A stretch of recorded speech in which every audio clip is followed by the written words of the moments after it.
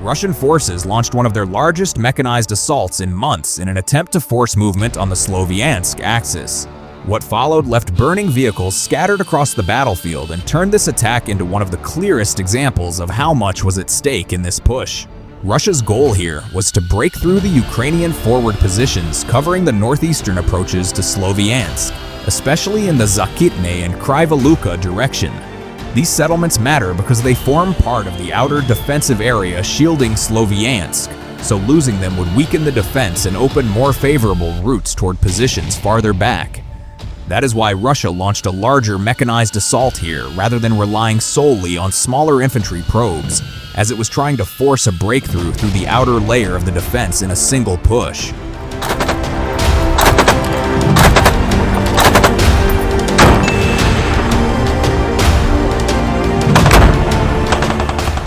Russia tried to do that by sending two assault groups forward at the same time on separate routes, one toward Zakitny and the other toward Kryva Luka, in order to pressure the Ukrainian defense from multiple directions.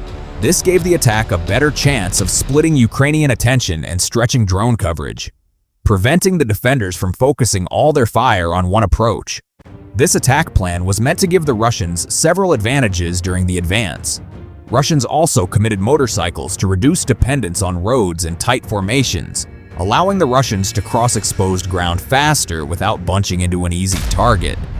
The Russians also sent several tanks and BMP to their assault, meant to suppress Ukrainian positions and absorb fire while lighter elements pushed forward. In theory, that made the assault more resilient than a single dense column, because even if one vehicle was hit, other elements could still keep moving, giving the Russians a better chance of achieving their goal.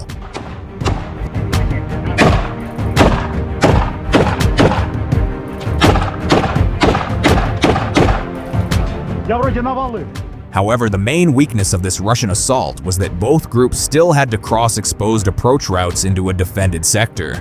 That allowed Ukrainian defenders to track the advancing elements early, slow them on the route in, and then strike vehicles and isolated groups as the assault began to break apart. Instead of arriving as one concentrated force, the Russian assault was reduced to smaller fragments that could be destroyed separately. The footage shows exactly how that breakdown happened in practice, as Russian motorcycles, transport vehicles, and BMP move along roads and tree lines. But instead of building into one continuous assault, those elements appear increasingly separated as they come under fire. FPV drones strike BMP and other vehicles while they are still moving, catching them before they can reach cover or support the rest of the advance.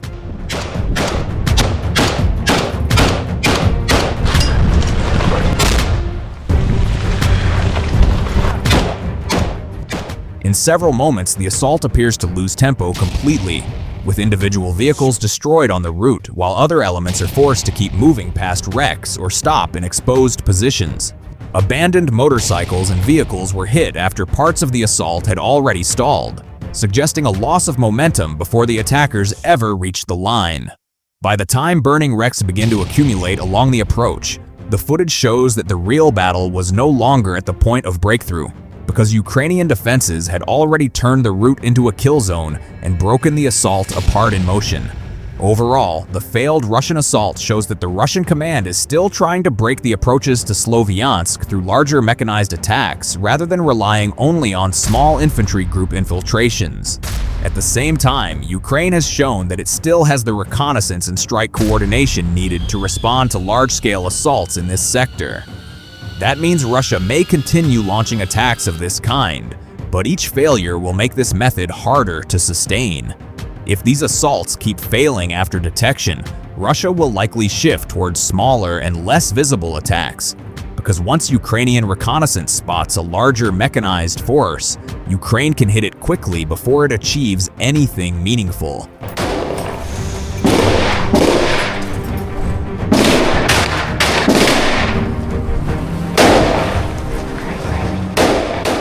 However, Russia created a new vulnerability, as this move effectively marked its own convoys by making any movement a visible indicator of military logistics.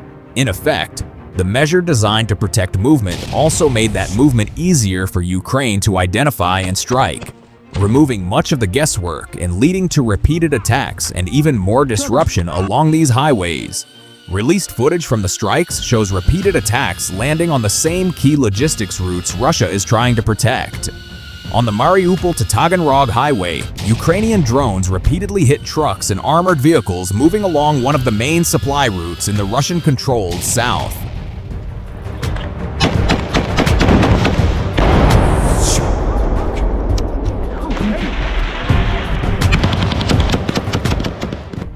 In the Berdyansk sector, repeated strikes targeted vehicles moving along the same stretch of road, with convoys being tracked and struck in motion along the corridor. Near Melitopol, a Ukrainian drone destroyed a Russian ammunition truck, and the chain of secondary detonations confirmed the presence of stored munitions, showing that these vehicles were carrying ammunition along the rear routes.